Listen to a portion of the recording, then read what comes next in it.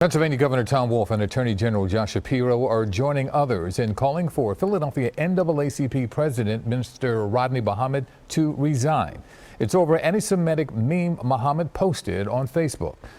Today, by way of Zoom, Black and Jewish leaders came together in a united effort.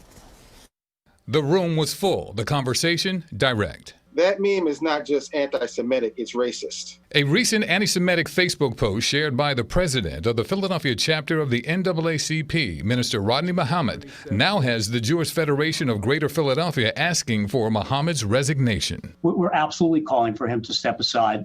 The leader, I think it was Senator Williams that said, the leader of a wonderful civil rights organization and the minister of this mosque with the history of the posts that have gone on, can't remain in that role. Black and Jewish leaders from Philadelphia came together in a show of unity, emphasizing the commitment of working together to build a just society based on understanding and racial equality, while denouncing hatred. The meme that was posted in no way reflects the state of the relations between blacks and Jews in 2020.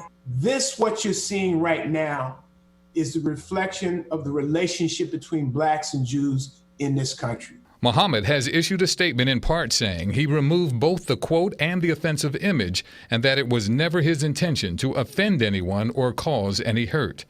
But some didn't agree, like State Senator Anthony Williams, who came to the room backed by a photo of his late father and community activist Senator Hardy Williams. The meme was insulting not to just Jews, not just the African Americans, but anyone who fights in this country for what the standard is supposed to be. The conversation comes days after the passing of civil rights icon John Lewis, who was a frequent visitor to the state of Israel, a man who preached love and that hate has no place in society. He said that we should get in the way and make good trouble. And there is no group that I would rather be standing with to get in the way and make good trouble. I'm feeling very hopeful today. Thank you, friends. I reached out to Muhammad this evening to see what comes next for him. I have yet to hear back.